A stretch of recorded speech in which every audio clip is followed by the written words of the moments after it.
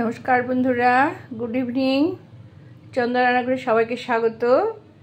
আজকে আমি একটা রেসিপি নিয়ে এসেছি রাত্রিবেলা, বিশেষ করে রুটি বা ভাতের সঙ্গে খাওয়ার জন্য। বিশেষ করে রুটি, কি কুমড়োর ছক্কা দেখছেন তো, কাঁচা লঙ্কা দিয়ে সামান্য পেঁয়াজ রসুন দিয়ে রান্না করব। হ্যাঁ, আচ্ছা, কি লাগছে? এই কুমড়ো দেখছেন, এটা একটু জিরে গুঁড়ো লাগছে, এটা নারকোল লাগছে, এইটা 4টে কাঁচা লঙ্কা আছে, এটা রসুন আছে, এখানে আদা, আর 1 মুঠ মানে 2টো পেঁয়াজ, একটু আলু সেদ্ধ করে নিয়েছি 2টো, আর ছোলা। এই দিয়ে রান্না করছি। হ্যাঁ, আচ্ছা, আমি কড়াইটা ধরিয়ে দিলাম। দেখুন, কড়াই বসে দিলাম। 3 চামচ সর্ষের তেল দিয়েছি। হ্যাঁ, 3 চামচ সর্ষের তেল দিয়েছি। তেলটা গরম হোক, তারপর মশলা দিয়ে করব। দেখুন বন্ধুরা, তেল গরম হয়ে গেছে। 2টো তেজপাতা দিয়ে দিলাম, আর কালো জিরে, 5 ফোড়ন, কালো জিরে আর জিরে সাম্বার দিলাম। হ্যাঁ, দেখুন। আচ্ছা, এটা হয়ে গেলে আমি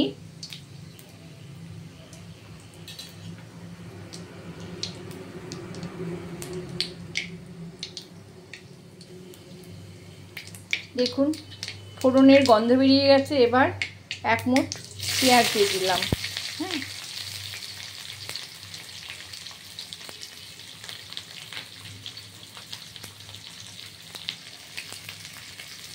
সেই সঙ্গে নারকোল দিয়ে দিলাম, নারকোল কুচি, আর কাঁচা লঙ্কা,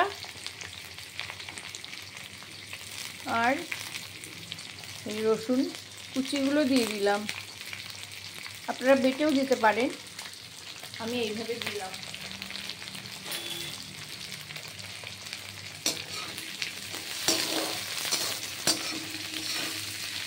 এটা লাল করে ভাজা হবে। হ্যাঁ,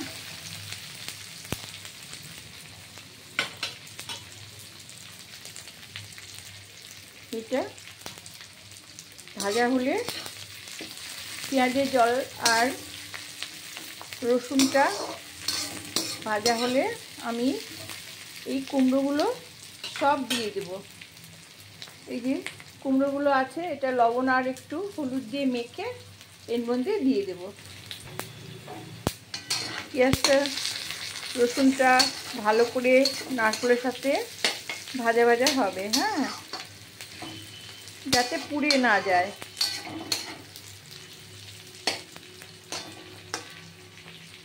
এটা মনে রাখবেন, শুধু কাঁচা লঙ্কার তরকারি। হ্যাঁ, এই যে একটু লবণ আর হলুদ দিয়ে এটা মেখে নিলাম।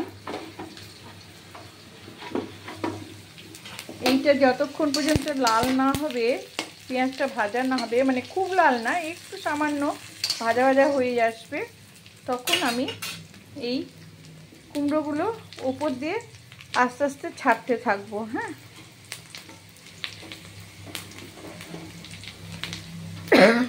Excuse me.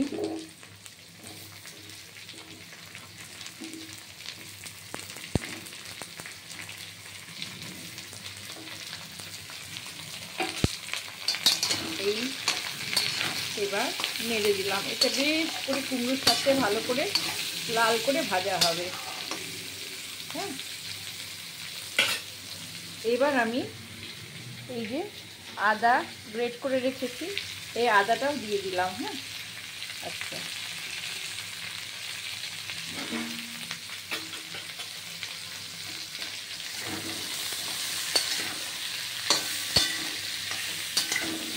এই পেঁয়াজ, আদা, মিষ্টি কুমড়ো এগুলো আর নারকোল এগুলো সব আস্তে আস্তে ভাজা হবে। একটু ঢেকে দিলাম। হ্যাঁ, কিন্তু ঢেকে দিয়ে রাখা হবে না, 2 মিনিট বাদেই আবার নেড়ে দিতে হবে। দেখুন বন্ধুরা, আমি জিরে, একটু হলুদ আর লবণ সব দিয়ে এটা ভাজা ভাজা করছি। হ্যাঁ, এটা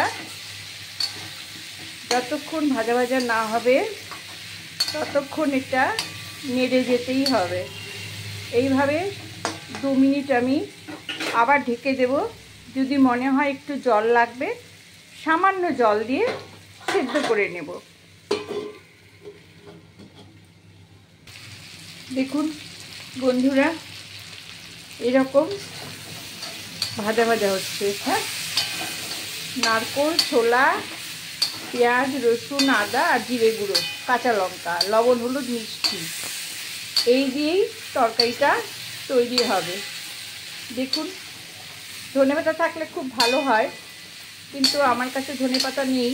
নামানোর সময় ধনেপাতা দিলে খুব ভালো লাগে। যাই হোক, ছোলা নারকেলও খুব ভালো লাগবে। এই যে এবার একটু জল দিয়ে দেবো, কারণ কুমড়োর থেকে বেশি জল বেরোয়নি। ব্যাস 2 মিনিট এবার রান্না হতে দেব। আবার ঢেকে দিলাম, 2 মিনিট বাদে আবার দেখাবো। দেখুন বন্ধুরা, আমি খুলে দিলাম। দেখুন, এইবার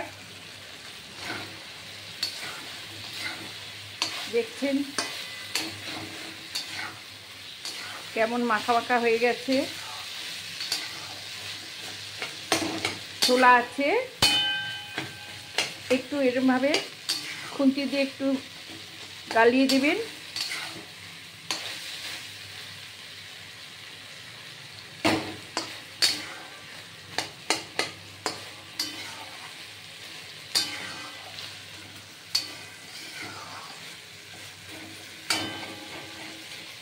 ব্যাস হয়ে গেল এই রান্নাটা।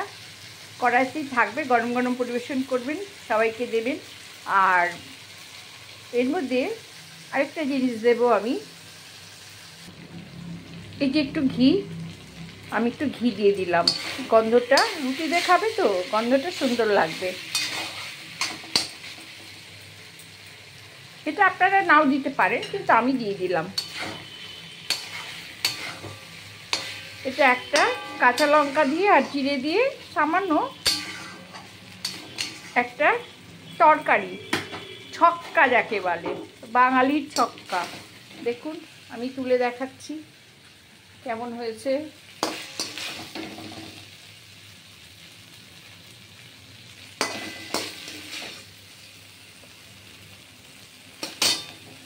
একদম সম্পূর্ণ কাঁচা লঙ্কার তরকারি।